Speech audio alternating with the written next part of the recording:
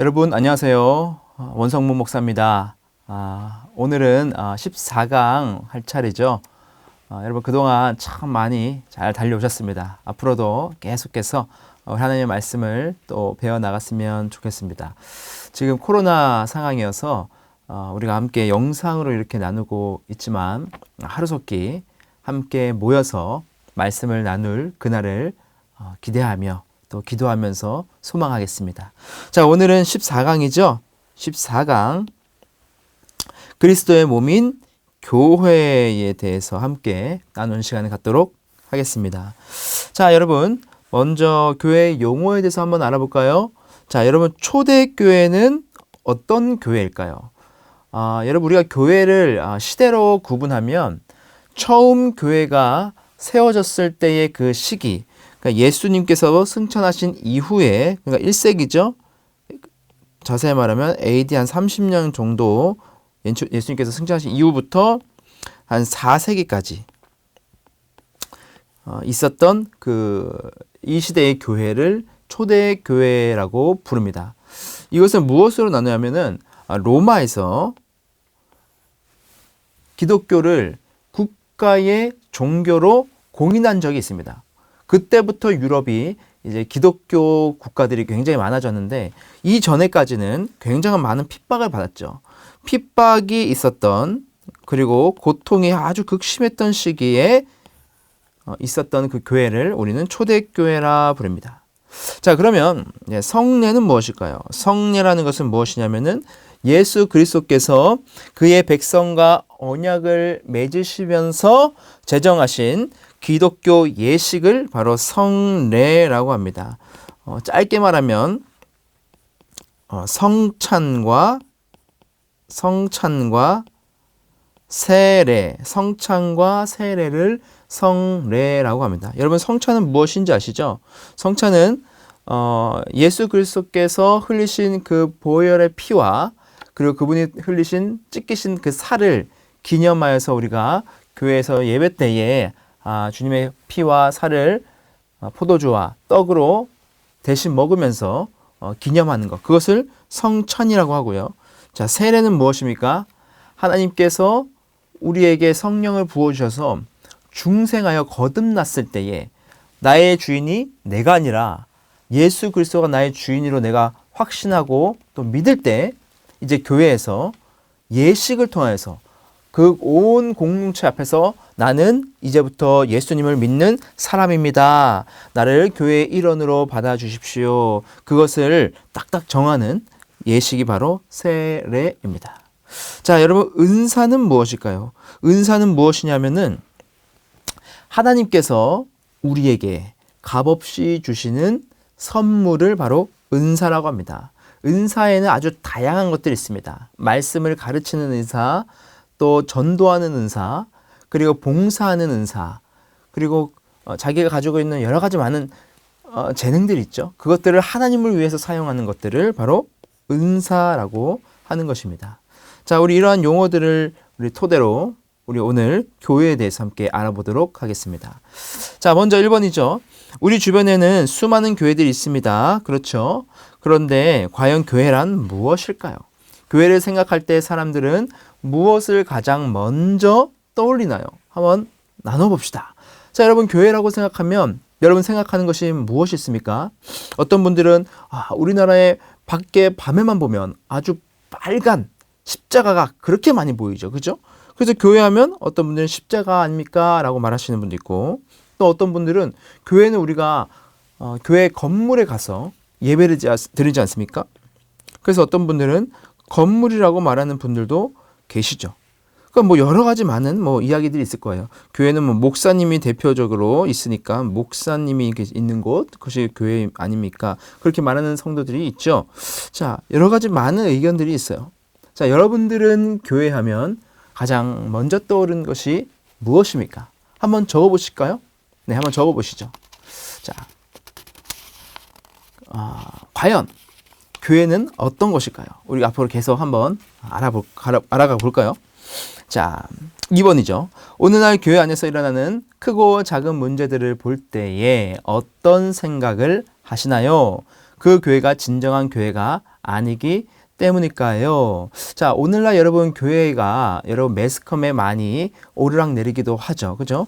교회 안에서 무슨 여러 가지 일들이 많죠. 어떤 교회 안에 갈등이 일어나서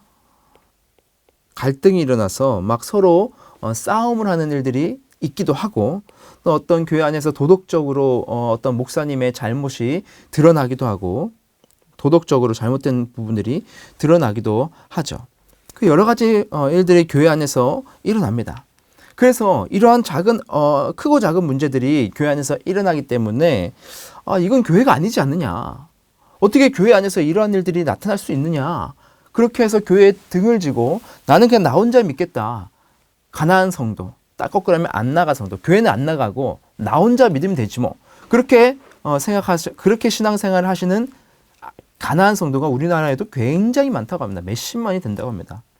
여러분, 이렇게 우리 교회 안에서 크고 작은 문제들이 일어날 때 여러분 어떤 생각이 드시나요? 교회는 진정한 교회가 아니기 때문에 그럴까요? 자, 마태복음 13장 25절을 볼까요? 사람들이 잘 때에 그 원수가 와서 곡식 가운데 가라지를 덧뿌리고 갔더니, 자, 여러분, 지금 이 땅은 여러분 완전한 곳인가요? 불완전한 곳인가요? 당연히 불완전한 곳입니다. 성도들은 여러분 완전한 사람들일까요? 불완전한 사람들일까요? 저도 하나님을 굳건히 믿고 구원의 확신이 있지만 저 역시도 불완전한 사람이고 저도 하루에도 수십 번씩 죄를 짓습니다. 그런데 죄인들이 모여있는 공동체가 어떤 것입니까? 바로 교회죠. 교회란 여러분 완전한 사람들이 모여있는 곳이 아니에요. 불완전한 성도들이 모여서 공동체를 이룬 것이 바로 교회라는 것입니다. 그래도 교회도요, 이 땅의 교회도 여러분 완벽할 수 있습니까? 완벽할 수 없어요. 여러분 그것을 성경을 통해서 한번 신학적 근거를 보면은 마태복음에 원수가 와서 곡식 가운데 가라지를 뿌린다고 하셨습니다. 알곡과 가라지 비유를 여러분 아실 거예요. 이 땅의 교회 가운데 수많은 알곡들이 있습니다. 하나님께 구원받을 백성들이 있고 또 주님을 신실하게 믿는 알곡들이 있지만 원수들이 와서 어떻게 합니까? 그 밭에다가 가라지를 뿌려놓는 것이죠. 그래서 알곡들 사이에 가라지가 있기 때문에 그것을 완전히 밀어버리지 못한다는 거예요. 결국 심판은 언제 있습니까? 마지막 추수 때에 알곡과 가라지가 갈라질 것이다 라고 말씀하고 있어요. 여러분 마찬가지입니다. 교회에도요, 알곡이 있는 반면 가라지들이 있습니다. 구원을 받은 자들이 있는가 하면 구원받지 못한 자들이 있고 성화의 과정을 거쳐가는 자들이 있는 반면 그러지 못한 자들이 있다는 것이죠. 여러분 이것은 목사라도 피해갈 수 없습니다. 그렇다면 여러분 그것이 바로 잘못된 교회일까요? 아니에요. 그냥 불완전한 교회일 뿐이죠. 불완전한 교회일 뿐이죠. 이것이 교회가 아니라고 말할 수는 없다는 거예요. 그래서 여러분 교회 안에는요 잘못된 사람들이 있을 수밖에 없어요. 여러분 어디 가든 여러분 나를 힘들게 하는 자들이 있지 않습니까? 여러분 어떤 공동체에 가든 여러분 직장에 가든 꼭 힘들게 하는 사람들이 있어요. 근데 그 사람이 나갔어요? 야, 나가니까 너무 좋다. 그런데 그런 사람의 역할을 대신하는 사람이 또 오기 마련입니다. 반드시 그런 사람들이 다시 나타나기 마련이에요. 교회도 마찬가지입니다. 교회도 완벽하게 선하고 착하고 좋은 사람들만 있는 것이 아니라는 거예요. 나쁜 사람들도 있고 거짓된 사람들도 있고 거짓 교사들도 있어요. 그것을 우리가 인정하고 우리가 교회 생활을 해야 된다는 겁니다. 그래야지만 여러분 우리가 어떻게 됩니까? 상처가 덜 받아요. 그리고 교회를 떠나지 않아요. 그래도 나는 교회에서 하나님 믿는 자녀로서 주님께서 우리에게 주신 공동체를 사랑하는 마음으로 교회를 다닐 수 있는 것이죠. 자, 넘겨볼게요. 세 번째죠. 예수님은 베드로에게 교회에 대한 약속을 주셨습니다. 이때 교회의 가장 기초가 되는 것은 무엇이었나요? 자, 마태복음 16장 16절, 그 18절을 제가 읽어볼게요. 시몬 베드로가 대답하여 이르되 주는 그리스도시요 살아계신 하나님의 아들이시니이다. 또 내가 내게 이르노니 너는 베드로라. 내가 이 반석 위에 내 교회를 세우리니 음부의 권세가 이기지 못하리라. 아멘. 자, 여러분 보시면 지금 시몬 베드로가 어떤 고백을 합니까? 베드로가 대답하되 주는 그리스도시요 살아계신 하나님의 아들이시니이다. 아주 귀한 우리 기독교의 근간이 되는 신앙 고백을 하죠. 주는 그리스도시요 살아계신 하나님의 아들이시니이다. 베드로가 말입니다. 그렇죠? 그리고 예수님께서 또 그 뒤에 붙여서 말씀하세요. 또 내가 내게 이르노니 너는 베드로라. 내가 이 반석 위에 내 교회를 세우리니 음부의 권세가 이기지 못하리라. 자, 베드로라는 이름의 그 뜻은 자, 이런 반석이라는 뜻을 담고 있습니다. 그래서 여러분 로마 카톨릭에서는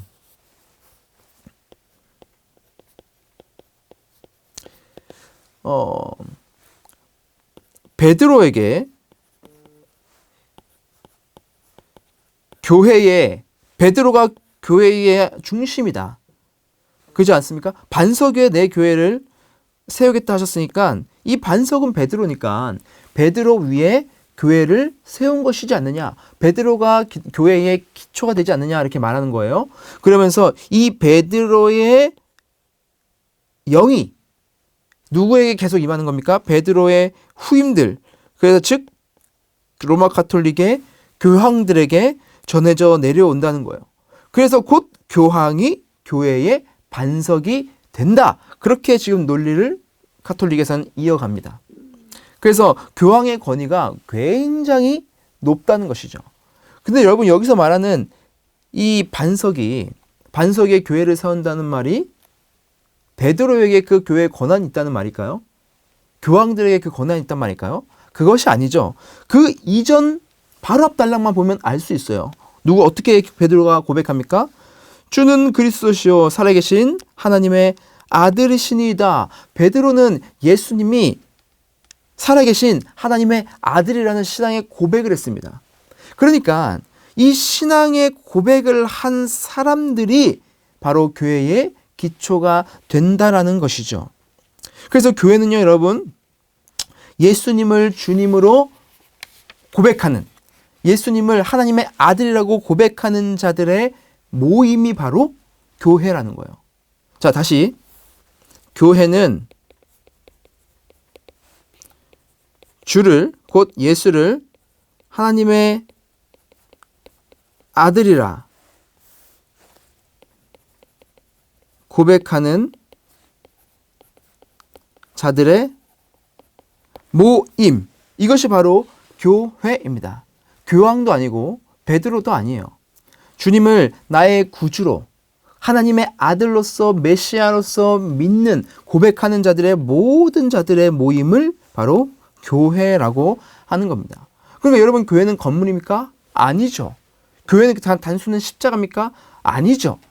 교회는 바로 주님을 받아들인 자들의 총합을 바로 이 교회라고 하는 겁니다.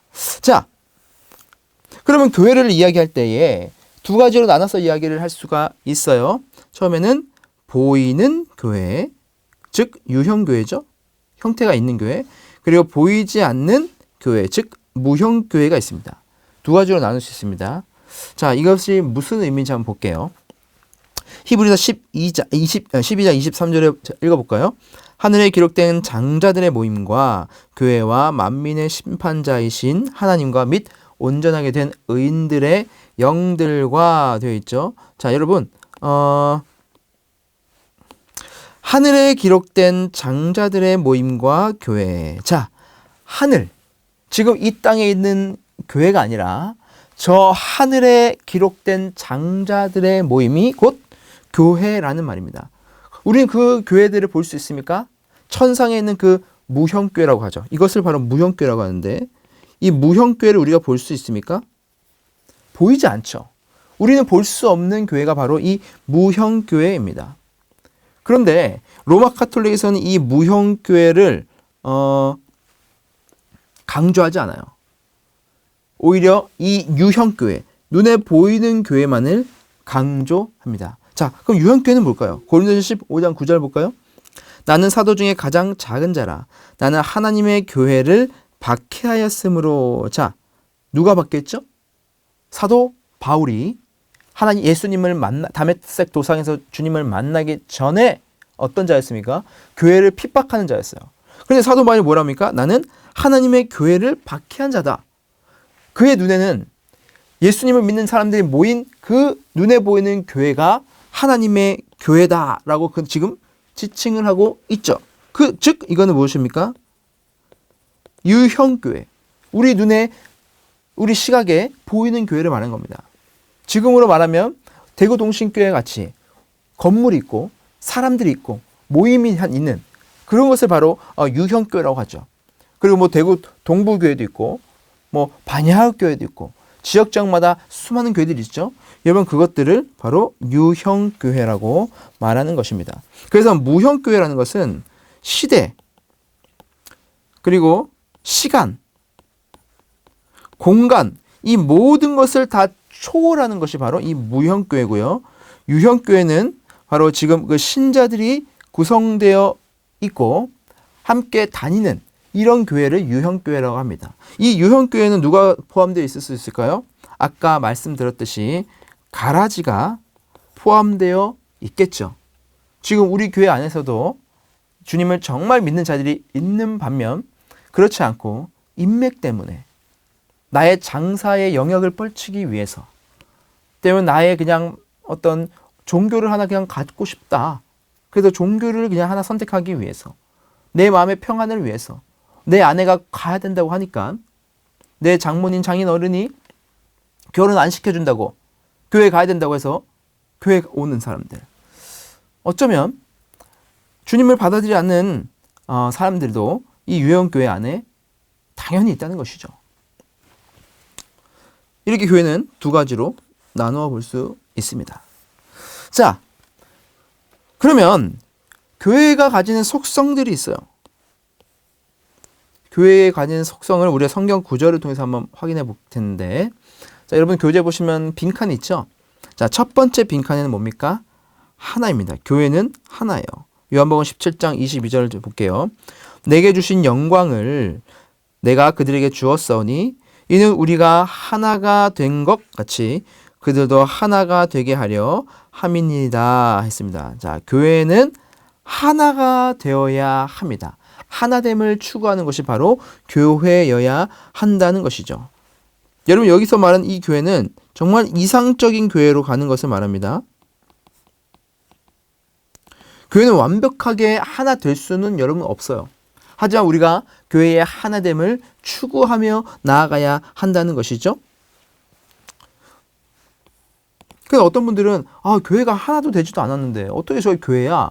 여기 봐. 교회는 하나가 되어야 한다고 했는데 지금 교회들 보면 교단들도 다 나눠져 있고 막 각각 자기 마음대로 사역하고 있고 여기서 막 이단으로 정죄한다고 하고 여기는 이 교리가 아니다 저 교리가 아니다 시작적으로 싸우기도 하고 이게 무슨 교회야?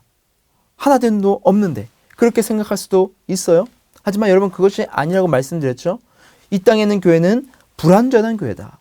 그래서 서로 갈등이 있을 수 있고 서로 차이가 있을 수 있다는 것을 우리는 미리 자각을 해야 됩니다.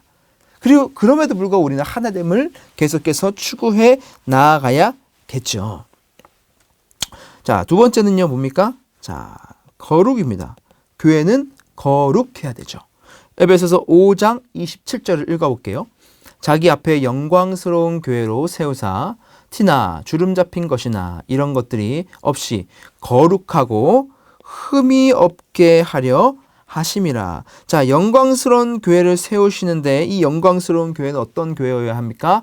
거룩이 있는 교회여야 한다는 것이죠. 이 거룩이라는 것 무엇입니까?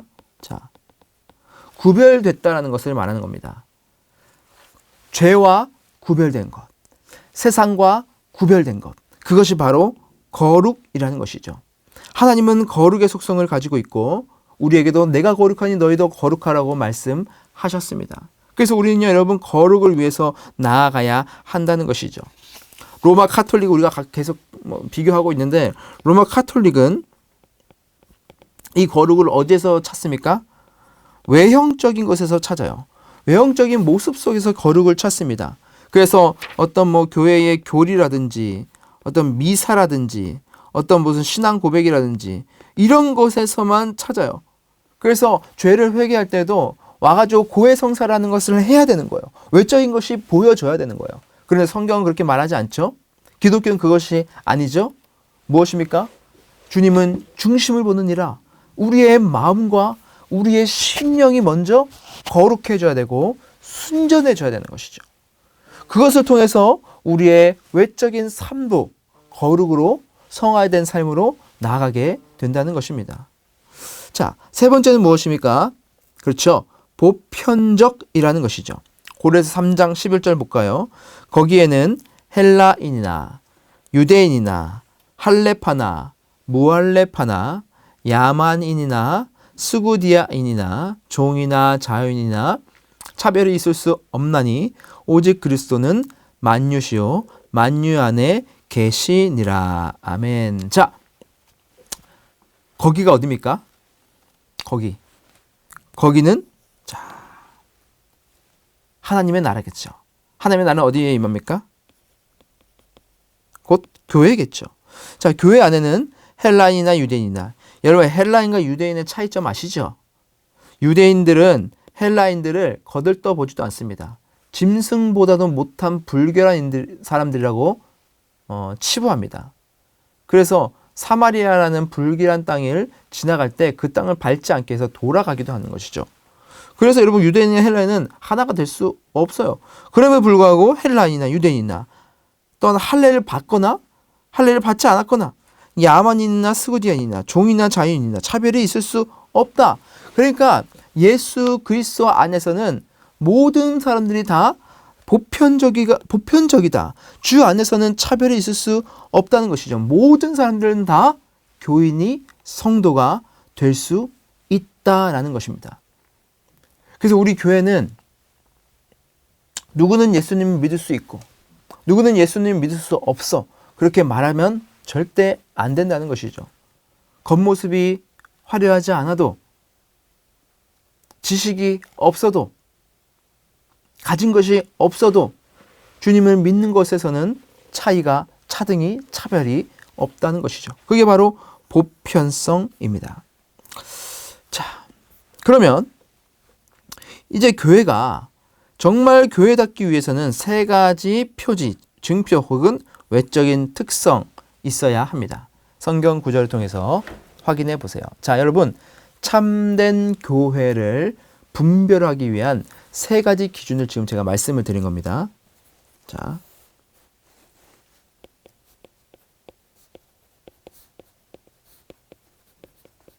참된 교회의 기준입니다. 이거는 역사적으로 정해졌어요. 역사적으로 이러한 교회가 참된 교회다라고 그 역사 속에 수많은 학자들과 신학자들이 연구하면서 이게 딱 교회다 그렇게 딱 정한 겁니다. 제가 말씀드리는 게 아니에요. 자, 첫 번째 사도행전 6장 7절 볼까요? 하나님의 말씀이 점점 왕성하여 예루살렘에 있는 제자의 수가 더 심히 많아지고 허다한 제사장의 무리도 이도에 복종하니라. 자, 하나님의 말씀이 어떻게 됩니까? 점점 왕성하여진다. 즉 여러분 참된 교회는 어떤 교회여야 하냐면 하나님의 말씀에 참된 선포가 있어야 된다는 것이죠. 첫 번째 기준입니다. 그 교회가 하나님의 말씀을 참되게 선포하는가 하지 않는가가 여러분 첫 번째 기준이 되어야 한다는 것이죠. 하나님의 말씀에 무엇을 더하거나 빼거나 하는 곳은 절대 교회가 될 수 없습니다. 하나님의 말씀이 선포될 때에 그 말씀이 말씀의 기준이 아니라 인간적인 심리학이나 인간적인 휴머니즘이나 아주 인본학을 통해서 사람을 긍정적으로 만들려는 그런 말씀이 선포된다? 그것은 여러분 진정한 교회가 아니라는 것이죠.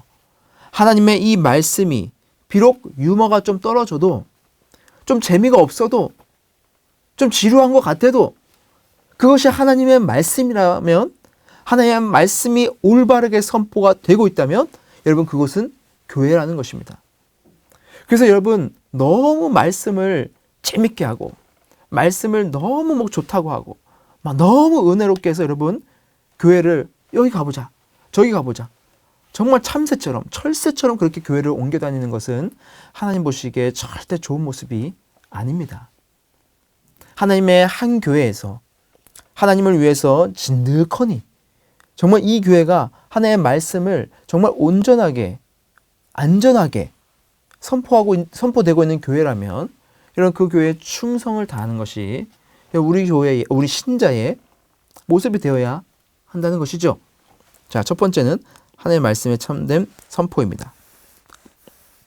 자, 두 번째죠. 두 번째 징표입니다. 로마서 6장 4절 볼게요.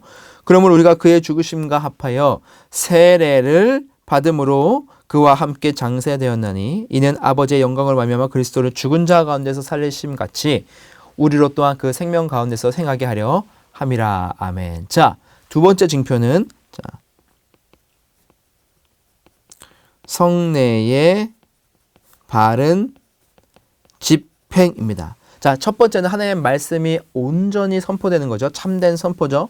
두 번째는 성례가 바로 바르게 집행되는 겁니다. 성례는 무엇입니까? 자, 성찬과 세례죠. 성찬은 무엇입니까? 아까 말씀드렸듯이 우리를 위해서 죽으신 예수님의 그 피와 그 찢겨진 그 살을 기념하면서 우리가 포도주를 마시고 그리고 빵을 뜯어 먹으면서 주님이 우리를 위해서 돌아가신 그 십자가의 은혜를 기억하는 교회가 참된 교회라는 것이죠. 이 성찬이 있는 교회여야 하는 것입니다. 여러분, 이 성찬은 지금 여러분 우리는 굉장히 그냥 어떤 행사 중 하나로 전락해버린 경향이 있습니다. 그런데 여러분 초대교회에서는 이 성찬이라는 것이 여러분 굉장히 중요했고 목숨을 거는 일이었어요. 이 성찬 때문에 초대교회가 어떤 그 오해를 받았냐면은 여러분 뭐 포도주를 같이 마시지 않습니까? 근데 외부인들이 봤을 때 저 사람들 피를 먹는 거 아니야? 살인자들 아니야? 그렇게 식인종, 살인하는 자들로 오해를 한 겁니다. 피를 먹는 식인하는 사람들. 그리고 또 성찬을 하려고 이것이 나의 몸입니다. 이것이 나의 피입니다. 그렇게 떼면서 주지 않습니까? 저 사람들 저기 안에서 뭐 하는 거지? 자기 형제님, 자매님 막 그렇게 말을 하지 않습니까? 저 사람들 근친상간하는 거 아니야? 근친상간하는 자들로 오해를 받기도 했어요. 성찬을 하면서. 그럼에도 불구하고 이 사람들은 그게 아니란 거 아시죠? 이런 오해를 받으면서도 이 성찬을 거행했던 것입니다. 자, 그리고 세례죠. 세례는 아까 말씀드렸듯이 내가 주님을 내 마음에 받아들이고 그것을 공동체 앞에서 선포하는 것입니다. 여러분 세례 다 받으셨죠? 그죠? 목사님께서 질문을 할 때 여러분 뭐로 답했습니까? 네, 답하셨잖아요. 그죠? 그것이 바로 성도들 앞에서 나는 이렇게 이제 살아가겠습니다라고 선포하는 것입니다. 그것이 바로 세례입니다. 이렇게 교회는 성찬과 세례가 바르게 집행이 되는 곳이어야 한다는 것이죠. 자, 세 번째입니다. 세 번째는요. 자, 권징의 신실한 실행입니다. 마태복음 18장 15절부터 제가 볼게요. 내 형제가 죄를 범하거든 가서 너와 그 사람만 상대하여 권고하라. 만일 들으면 내가 내 형제를 얻을 것이요 만일 듣지 않거든 한두 사람을 데리고 가서 두세 증인의 입으로 말마다 확증하게 하라. 만일 그들의 말도 듣지 않거든 교회에 말하고 교회의 말도 듣지 않거든 이방인과 세리와 같이 여기라. 자, 지금 보시면 어떤 사람이 죄를 짓고 잘못을 저질렀을 때 그 사람을 책임을 지게 만드는 그 사람에게 어떤 권징을 하는 권고하는 모습이 지금 나오고 있습니다. 자, 그래서 교회는 이 세 번째 권징이 신실하게 실행이 되는 곳이어야 한다라는 것이죠. 권징. 이 초대교회 그 당시에는 이 권징이 아주 강력했습니다. 왜냐하면은 그 사람들에게는 굉장히 많은 핍박이 있고 고난이 있기 때문에 누군가가 배신자가 나와서 저 로마의 정부에 가가지고 여기 이런 사람들이 있습니다라고 고발해버리면 이 사람들 다 잡아가는 거예요. 그리고 다 죽임을 당하는 겁니다. 그러니까 목숨을 걸어야 되는 일이죠. 주님을 믿는 것 자체가. 그러니까 만약 그 안에서 만약에 우리 안에 죄를 짓고 우리가 형제 자매로서 살아갈 수 없는 자가 나온다면 그를 반드시 철저하게 권고하고 권징을 해야 된다는 것이죠. 그래서 만약에 이런 일이 생기면 교회 공동체에서 아예 배제시킵니다. 수찬 정지시키고, 그러니까 수찬 정지라는 것은 그 성찬이라든지 세례를 못하게 하고 이게 단계가 다 있는데 그렇게 해서 결국에는 교회를 떠나기까지 하는 파면시키기까지 하는 권징이 있었다는 것이죠. 뭐 교회를 떠나면 뭐 저쪽에 있는 다른 교회 가면 되지. 그게 아닙니다. 교회 형제 공동체 안에서 완전하게 분리시키는 겁니다. 그게 바로 권징이라는 것이죠. 사실은 이 권징이 지금 이 교회 안에 가장 약해져 있는 부분이라고 저는 생각하고 모든 사람들이 그렇게 생각할 겁니다. 교회가 너무 서비스 위주로 가다 보니까 너무 성도들에게 그냥 내내 하고 모든 걸 다 맞춰드리고 편의와 또 편안한 것만 계속해서 제공하는 그런 것이 사실은 아니거든요. 교회는요. 교회는 주님을 믿는 사람들이 목숨 내걸고 주님을 위해서 살아가고자 다짐하면서 모인 것이 바로 교회여야 한다는 거예요. 근데 너무 우리 교회가 편의만 봐주는 곳이 되어버리지 않았나라는 생각이 듭니다. 잘못하면 물론 우리가 사랑으로 덮어줘야죠. 물론 우리가 사랑으로 품어줘야죠. 하지만 그것만 있는 것이 아니라 우리가 그 반대의 급부로 잘못하는 것에 대해서는 철저하게 그 죄를 우리가 지적하고 권고하고 주님께 온전히 설 수 있도록 우리가 하는 이 권징이 교회 안에서 살아나야 하지 않을까라는 생각이 듭니다. 뭐 이 교회 떠나면 되지. 뭐 저 다른 교회 가면 되지 뭐. 사실 요즘은 그렇죠. 사실은 그거는 올바른 성도의 모습도 아니고 올바른 교회의 모습도 아니라는 것입니다. 자, 7번 볼게요. 교회가 이 땅에 존재하는 목적이 있습니다.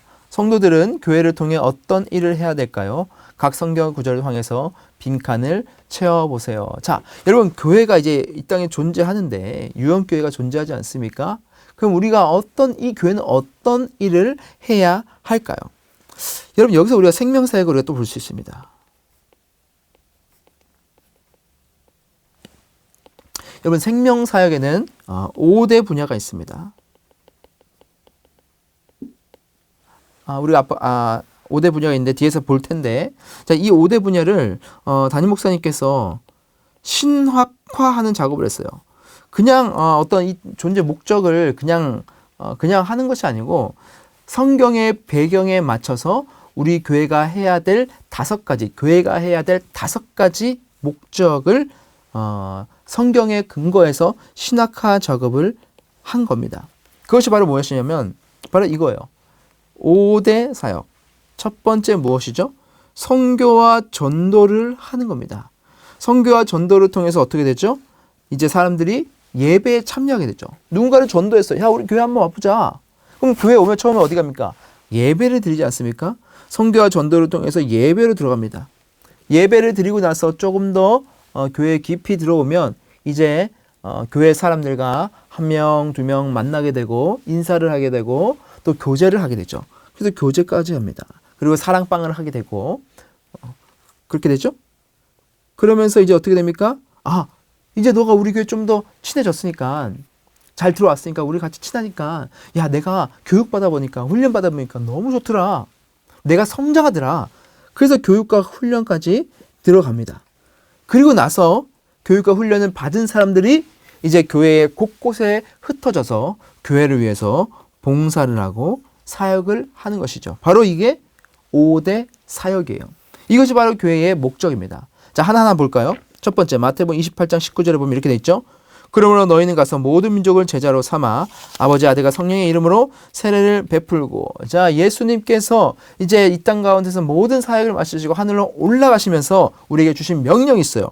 너희는 가서 모든 민족을 무엇을 삼아? 제자로 삼아라.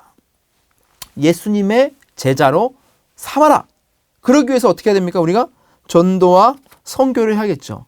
국내에 있는 내 주변에 있는 사람들을 그리고 이 땅에 있는 사람들을 주님께로 불러 모아야 되고 외국에 나가서도 주님께 돌아올 수 있도록 우리가 선교를 해야 되는 것이죠.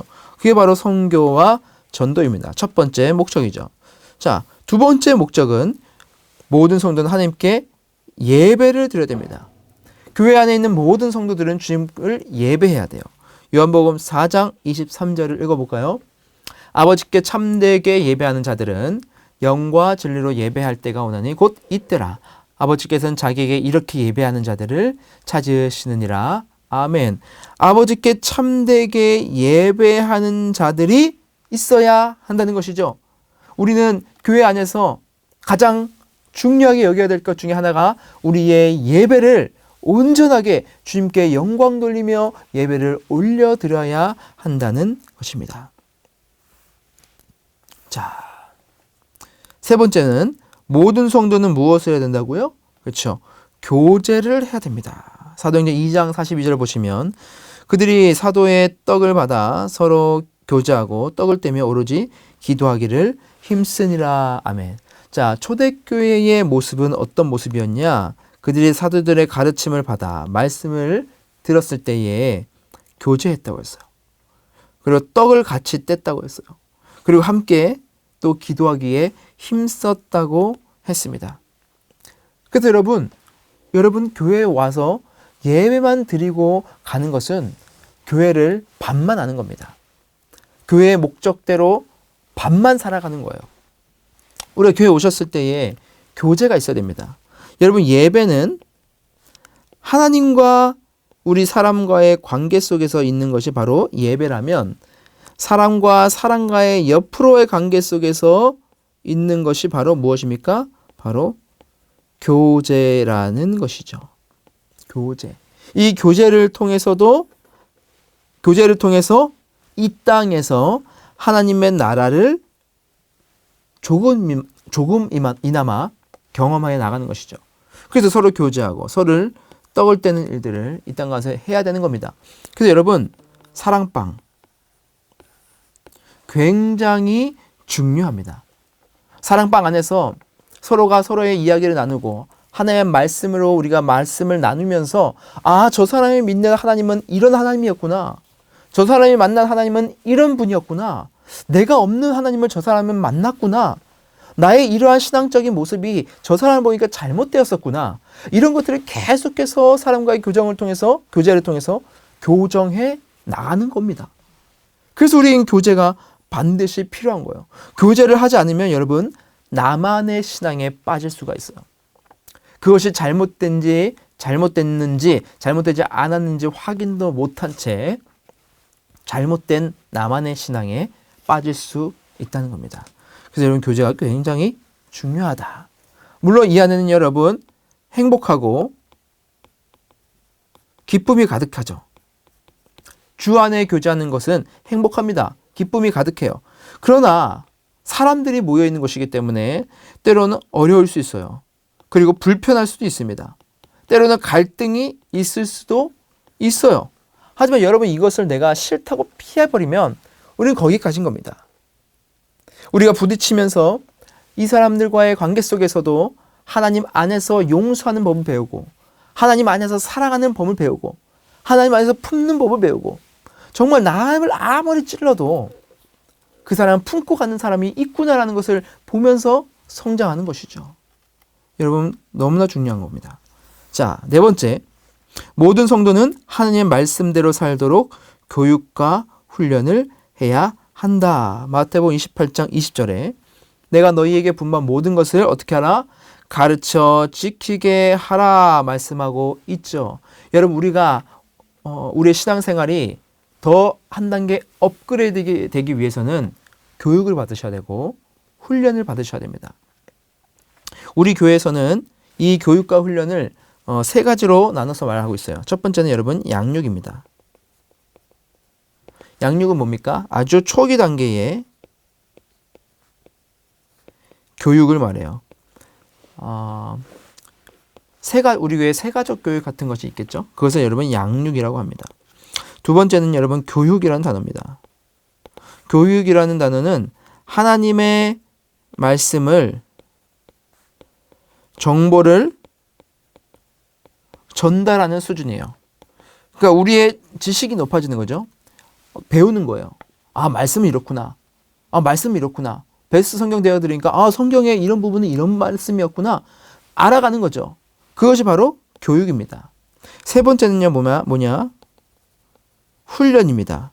이 훈련은 이 하나님의 말씀이 우리 안에 내려왔을 때에 이것을 삶으로 가져가서 적용을 해 나가는 겁니다. 이것이 바로 제자훈련이고 여러분 사역훈련이에요. 제자훈련, 사역훈련 여러분 과제가 굉장히 많습니다. 일주일에 한 번씩 모여서 강의를 듣지만 단순히 우리의 지식을 듣기 위해서 듣는 강의가 아니라 그것은 우리의 삶에서 더 하나님을 믿는 사람으로서 발버둥 치면서 살아가기 위한 하나의 동기부여일 수 있어요. 정말 중요한 것은 하루하루 매일매일 죄와 멀리하고 거룩된 삶을 구별된 삶을 살고 그러면서 말씀과 늘 가까이 하고 기도하는 삶을 사는 그 삶을 나에게 습관이 배도록 하는 것. 여러분 그것이 바로 훈련입니다. 그러면 그것을 통해서 변화가 일어나는 것이죠. 이게 바로 교육 훈련입니다. 다섯 번째는요. 모든 성도는 봉사 사역의 일을 해야 한다. 베드로전서 4장 10절 각각 은사를 받은 대로 하나님의 여러 가지 은혜를 맡은 선한 청지기 같이 서로 봉사하라 되어 있죠. 자, 여러분 우리는 어떻게 해야 돼요? 배웠으면 훈련을 받았으면 그것을 이제 남을 위해서 이웃을 위해서 교회를 위해서 사용해야 됩니다. 그것이 바로 봉사와 사역이에요. 여러분 봉사와 사역을 여러분 하셔야 됩니다. 어떤 분들은 두려워서 아 나는 그 정도의 수준이 안 돼. 나는 아직 더 배워야 되고 나는 아직도 더 적응해야 되고 그리고 내 성향 자체가 이렇게 나서서 하는 성향이 아니야. 나는 그렇게 안 할 거야. 여러분 그렇게 하시면 안 됩니다. 봉사와 사역이 여러분 없다면 여러분 성장이 없습니다. 우리는 섬기면서 알 수 있는 거예요. 섬기면서 그 마음을 알 수 있는 겁니다. 그냥 여러분 교육과 훈련만 받으면 내가 성장한 것을 느끼지만 이것이 여러분들의 삶에서 체득이 되어서 다른 사람에게 선한 영향력을 미치는 것으로까지는 발전되지 않아요. 하지만 여러분 우리가 뛰어들어서 봉사와 사역을 하면 말씀 사역에 뛰어들어서 내가 순장을 해서 아니면 여러 공동체에서 하나님의 말씀을 계속 가르치는 일들을 하면 말하면서 가르치면서 내가 더 은혜 받는 거예요. 그래서 세가족 교사들의 여러분 간증이 무엇인지 아십니까? 첫 번째가 복음을 전하니까 내가 복음의 적식이 된다는 거예요. 복음 다 알죠? 주님이 이 땅 가운데 오셔서 수많은 사람들의 죄인들의 죄를 짊어지시고 십자가에 돌아가셔서 하늘로 승천하셨다. 우리가 그것을 믿으면 그 주님을 우리가 믿으면 우리는 새로운 생명을 얻게 된다. 우리의 저 천국이 보장된 것이다. 이게 바로 복음이죠. 다 아는 겁니다. 하지만 그것을 우리가 배우고 그리고 그것을 새로운 주님을 믿는 새로운 사람들에게 가르칠 때에 그 은혜가 나에게 더 깊이 적셔진다는 것이죠. 주차 봉사하시는 분들 여러분 매일 앞차마다 와가지고 여러분 그 고성이 오가는 속에서도 매일같이 봉사를 하십니다. 그 안에 얼마나 갈등이 있겠어요. 내가 이렇게까지 해야 되나? 여러분 쉽지 않습니다. 그럼에도 불구하고 그 마음을 인내하면서 하나님 내가 이럼에도 불구하고 내가 주님의 교회를 섬기겠습니다. 그러면서 여러분 그것이 바로 소망으로 나아가게 되는 것입니다. 반드시 봉사와 사역으로 여러분들의 삶을 한 발짝 내딛으셔야 됩니다. 자, 8번 볼까요? 교회를 그리스도의 몸이라고 이야기합니다. 그 이유는 무엇일까요? 이것이 사실이라면 각 지체에 대한 우리의 태도는 어떠해야 할까요? 자, 교회는 그리스도의 몸이라고 하죠. 이게 어떤 의미냐? 에베소 4장 15절 16절을 읽어볼게요. 오직 사랑 안에서 참된 것을 하여 범사에 그에게까지 자랄지라. 그는 머리니 곧 그리스도라. 그에게서 온 몸이 각 마디를 통하여 도움을 받음으로 연결되고 결합되어 각 지체의 분량대로 역사하여 그 몸을 자라게 하며 사랑 안에서 스스로 세우느니라. 아멘. 자, 몸이 있어요. 사람이 있다고 해봅시다. 이게 몸이 있다고 해봅시다. 이게 머리고요. 그리고 손이 있고, 그리고 몸통이 있고, 다리가 있고, 발이 있겠죠. 자, 교회를 그리스도의 몸이라고 해요. 그리고 그리스도는 교회의 머리라고 하죠. 이게 바로 예수 그리스도입니다. 그리고 이 몸을 교회라고 비유를 하고 있어요. 자, 여러분, 그래서 교회는 무엇이냐?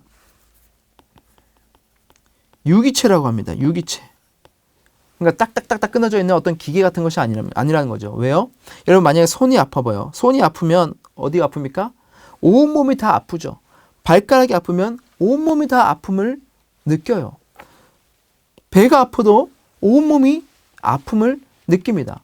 그래서 여러분, 이 각 몸이 각 마디마디마다 각각의 역할을 해내야지만 이 온몸이 유기체로 잘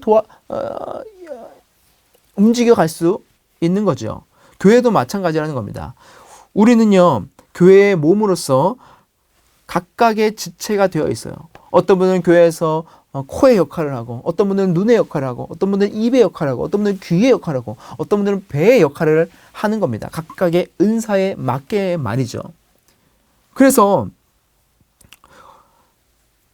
그 각 지체 분량이 역사하여 그 몸을 자라게 하며 사랑 안에서 스스로 세우느니라. 우리가 이 교회 안에서 다 다양한 역할들을 맡고 있는 거예요.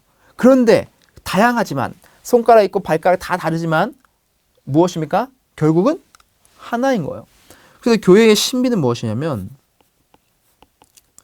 교회는 하나됨 그리고 다양성이 공존한다는 겁니다. 여러분 다 달라요. 교회 안에서 여러분 보십시오. 어떤 분들은 굉장히 젠틀한 분이 있는 반면 어떤 분들은 굉장히 성격이 굉장히 뭐라 그럴까요? 적극적인 분이 있어요. 그리고 뭐 많이 배우신 분들도 있는 반면 많이 배우지 못한 분들도 계시죠. 그리고 돈이 많은 분들도 있고 돈이 많지 않은 분들도 있어요. 그리고 어떤 분들은 말씀을 굉장히 잘하시는 분들이 있고 또 어떤 분들은 굉장히 뒤에서 서포트를 잘하시는 분들이 있어요. 어떤 분들은 찬양을 잘하시는 분들이 있는 반면에 어떤 분들은